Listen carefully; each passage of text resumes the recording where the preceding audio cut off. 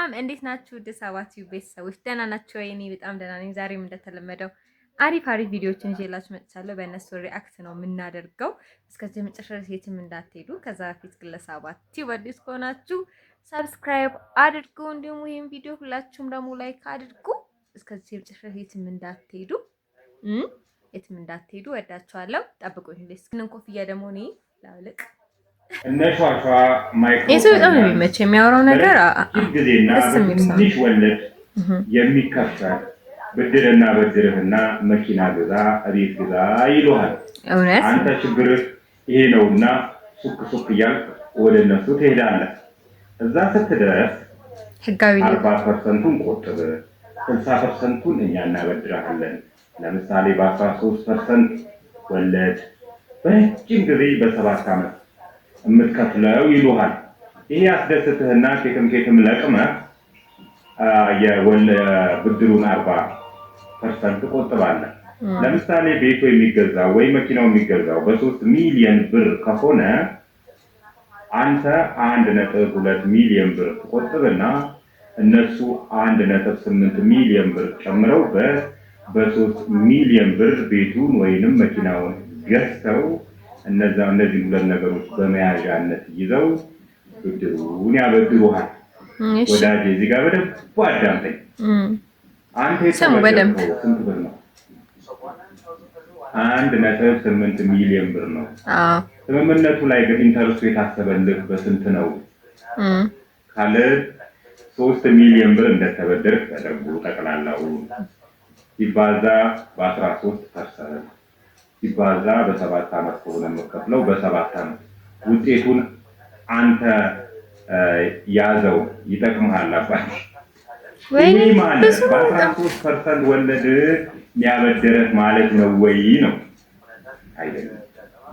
አይደለም። በሌላ እጃዙን እየበላህ ነው ያለው። መታሰብ ያለበት አንተ የተበደርካት 1.8 ሲባዛ 13% ሲባዛ በ7 ዓመት ነው። ልዩነቱ ሰፊ ነው። 1.2 ሚሊዮን ማለት እንደዚህ ነው የሚበሉ። በእርግጥ ይሄ አካሄድ በህግ አግባብ ያስኬዳሉ የሚለው ከሳሽ ጠፋ፣ ደፋ ጠፋ፣ የሚጠይቅ የህግ አካል ጠፋ እንጂ ትክክል አካሄድ አይደለም። በ13% ነው ማበደረክ ካለ አንተ የተበደርካት ፕሪንሲፓሏን ብቻ 1.8ቷን ብቻ እስቲ ያበድር ተበደር። እንደዚህ የሚያበድር ሰው ጠቅላላ 3 ሚሊዮን ብሯን ነው ኢንተረስት አድርጎ ከባድ ነው። ድሮም ያው አከፍልም ማለት ትችላለህ። አባት አቅም ካለ ደስ ያለኝ ቦታ ይጋታል ሄዳለሁ የምትል ከሆነ አልከፍልም ማለት ትችላለህ። አያስኬድም። ሁለተኛው ልንገርህ ስማኝ። እሺ ስሙ ለምሳሌ በ7 ዓመት የምከፍለው ብድር ከሆነና በየወሩ ሰርተህ የምከፍለው ከሆነ ስንት ወር ነው የመጀመሪያው ክፍያ እጅ ላይ የቆየው? ለምሳሌ በየወሩ የምከፍለው ከሆነ 7 ዓመት ሲባዛ በ12 84 ወር እጅ ላይ ይቆያል ማለት ነው። የመጀመሪያዋ ክፍያ የተበደርካት ብድር ሲደመር ኢንተረስቱ ሲካፈል ለ84 በየወሩ ስለምትከፍል ማለት ነው። የመጀመሪያዋ ክፍያ እጅ ላይ ስንት ዓመት ነው የቆየችው? አንዱ ብቻ እኮ ነው የቆየችው እጅ ላይ። እሷ ክፍያ ግን ስንት ዓመት ነው ኢንተረስቱ የታሰበባት? አባቴ 7 ዓመት። ሁለተኛዋ ክፍያ እጅ ላይ ስንት ነው የቆየችው? ሰው ግን በሚራክል እየኖረ ነው ማለት ነው። ብድር ቢበደር 3 ወር ብቻ ነው እጅ ላይ ቆየ። እየከፈልከው እንዲህ ነው የሚበዘብዙ አባቴ። ከባድ ነው። እንዲህ ነው እንደዚህ ጎጦች ማለት ነው እያረሱብህ ያለው።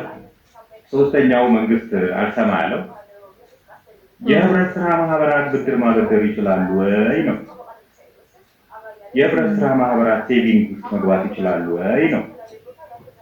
እነዚህ አካላት እንዲህን መስራት ከቻሉ ፍቃዳቸው ብሔራዊ ባንክ ነው ማውጣት ያለበት። ፍቃዳቸውን ስታየው ግን ያወጡት ከህብረት ስራ ማህበራት ኤጀንሲ ፍቃድ አግኝተው ያወጡት እንጂ ከብሔራዊ ባንክ ያወጡት ስላልሆነ ፋይናንሻል ስራው የባንክ ስራዎች ላይ መሳተፍ እንትን የላቸውም፣ ፍቃድ የላቸውም፣ ህገ ወጦች ናቸው፣ ሌቦች ናቸው። ተጠንቀቅ እያልኩ ነው ወገኔ። መልካም ወቀት በጣም ነው የሚገርመው። አሁን ላይክ በጣም ለሰው ልጅ ኢምፖርታንት እየሆነ ያለው ነገር ቤትና መኪና ነውና እሱን ገዝታችሁ ግን ህይወታችሁ ሙሉ እንደዚህ አይነት ስትራግል ውስጥ የሚከት ከሆነ እንዴ አሁን እሱ ባለው መልኩ ከሄድን እኮ እኛ እስከ መጨረሻው ህይወታችን ድረስ አጠራቅመን መጨረሻ ላይ ብንገዛ ይሻላል ማለት ነው እንጂ በጣም ብዙ ብር ነው ብድር ለራሱ ማለት ምን ከፍለውኛ 1.8 ሚሊዮን ብር ተበድረን የሚያስፈርሙ በ3 ሚሊዮን ብር ነው። ከዛም ኢንትረስቱ አለ በ7 አመት ይባዛል ምናምን። እንደዛ ከሆነ እኮ መቼም አያልቅም ብድሩና እንደዛ ኢንፎርሜሽን ግን ቲክቶክ ላይ wherever ፕላትፎርም ላይ የሚያስተምሩ ሰዎች በጣም የሚመሰገኑ ይገባል። አያችሁ አሁን ይሄንን ነገር እኔ ምናምን ብዙም አላውቅምና ባንክ ቤት አሁን ምናምን የሚሰሩ ሰዎችን ብዙ ሰው ባንክ መስራት የሚፈልገው ለምንድን ነው ብላችሁ እስቲ ጓደኞቻችሁን ምናምን ባንክ የሚሰሩ ሰዎችን ብትጠይቁ ያው ብድሩን ለማግኘት ነው። ብድሩን አግኝተው ያው መኪና ቤት ምናምን ለመግዛት ነውና እንደዚህ አይነት መጥፎ ነገር ካለው ግን ከባድ ነው። አክቹሊ እዛው ስትሰሩ የሆነ ያህል ይቀነስላችኋልና ከባድ ነው። ያ ከባድ ነው በእውነት። ብዙ ትምህርቶች የሚመጣው አብሬያቸው ከሙላቸውና ከማያቸው ሰዎች በማየት የምትማረው አብረህ በመዋል የምትማረው ትምህርት ጥሩነቱ ምን መሰለህ? ሳትናገር ስለሆነ የምትማረው የትኛው ጥሩ ነው የትኛው ኮንሲስተንት ነው አክሮስ ኦል ዘ ቢዝነስ ፌክት ጎበዝ ብዬ የወሰድኳቸው ሰዎች ላይ ያየሁት ነገር አፏቸው ስም ነው እኔ እንዲያግኝቻለሁ ልታይ ምናምን ሲሄዱ ሲርቸው that's their focus is on doing their job ሪዛልቱ ውጤቱ የዛ መገለጫ ነው። ጥሩ መመገብ የሥራ ውጤት እንጂ ጥሩ መመገብ ለነሱ ቪዥን they just work there sorry for my word መኪና is nothing for የሀብታሞች ንግግር እኮ ለምሳሌ ኤክስፔንሲቭ የምትለውን ጂ ዋገንም በለው ሌክሰስም በለው or whatever ጥራው የሚነዱት ኮምፎርታብል ለመሆን ነው ወይ እንትን ለማድረግ ነው እንጂ ይሄ ነው ሲደበቁት አለ። የሆነ ቦታ ስንሄድ አነስ ያለ መኪና የመምረጥ ነገር ታያለ እነሱ በሆነ በእንትና እንሂድ ምናምን ይባላል። ሶ ጎበዝ የምላቸው አክሮስ ዘ ቦርድ ያየሁትና ጩኸት የበረከተበት ማየው በጣም ይለያይብኛል። is very quite different quite opposite አንድ ሰው መጮ ሲጀምር ቀጥሎ ውድቀቱ ደግሞ ሲመጣ ታያለ። ዝም ብላችሁ ዝም ማለት ነው። ሶሻል ሚዲያ ላይ ቢዝነሱ ሲከፈት ያለ ግርግር አይታችኋል። ይሄ መጋበዝ ሻይ ቡና ኬክ ምናምን ተደርጎ ተጨፍሮለት ከሆነ ጊዜ በኋላ the focus was on the noise foundational ስራው ላይ ነበር but I advise this always መጥተው ሲያወሩኝ በቃ እንዲያርጊ ፐብሊሲቲው ላይ በጣም ፎከስ ያደርጋል። ፐብሊሲቲ መጀመሪያ ሜክ ሹር እንደውም በሌላ ደግሞ ብናወራው ገቨርናንስ ቢፎር ግሮዝ ይባላል። ገቨርናንስ ቢፎር ግሮዝ ክሊር ኢሜጅ ቢፎር ዲሲሽን እንዲህ መቅደም ያለባቸው ነገሮች ዝም ብለህ ፈስት የሆነ ከመወሰን በፊት ክሊር ኢሜጅ ማግኘቷል ነምበር ፌቨር ያደርገኛል ኤክስፓንድ ማድረግ አለብኝ ምናምን ብለህ ከመሯሯጥ በፊት do I have the proper governance in place in the same way በደንብ ስሙ ቢዝነስ መክፈት የምትፈልጉ ሰዎች ሊስን ለዛ ፊት የሚያደርግ እንገልፍ ቢያደርገኝ ማስተናገድ የሚችልበት ሳውንድ ቴስት አድርገው ፕሮዳክቱን ምናምን ይባላል። እኔ ሰልፍ ክሌም የሚደረጉ ነገሮች ይህ ገንዘብ አለኝ የሀብት መለኪያ ማለት I can guarantee it's fake ወይ ደግሞ that is a maximum that is a maximum so ይሄንን እንደ ኤግዛምፕል ሰው እንዲወስድ አልፈልግም።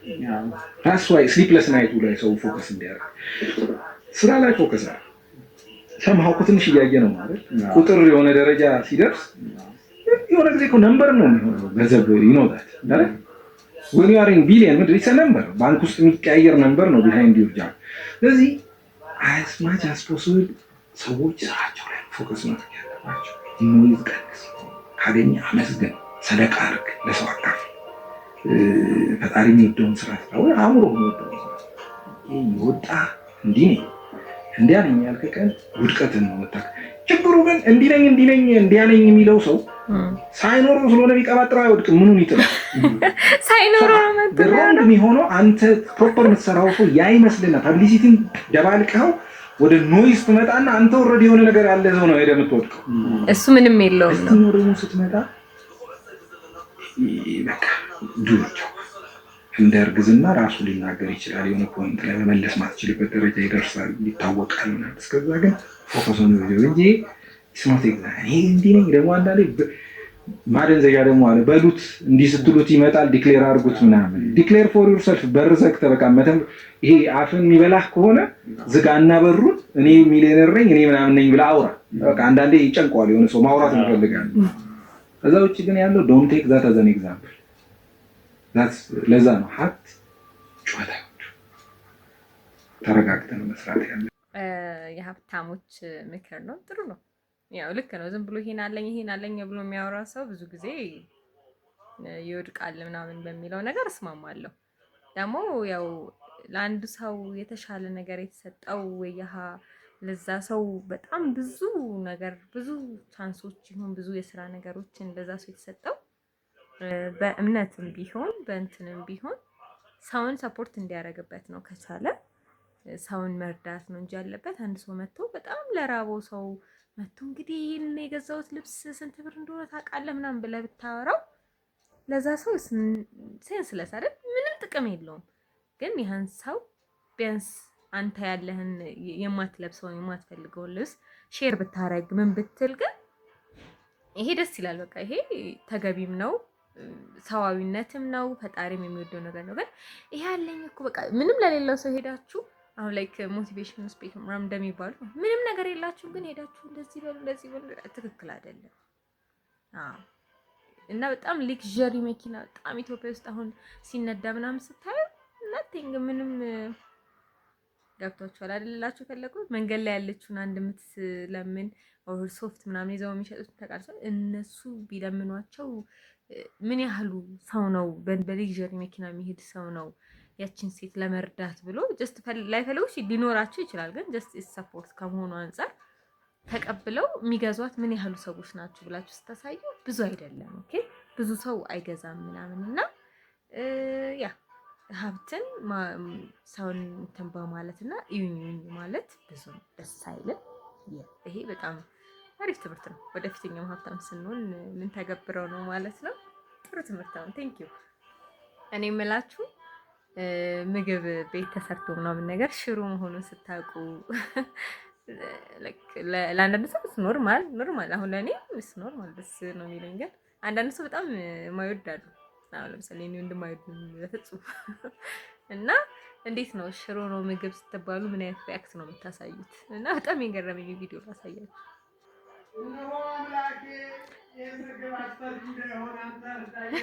ጭራሽ አስፈሪ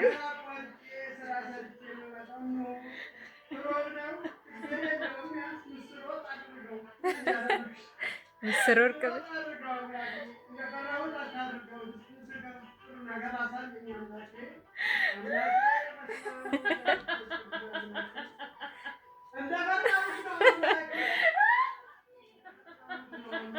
እንደፈራ ሆነ።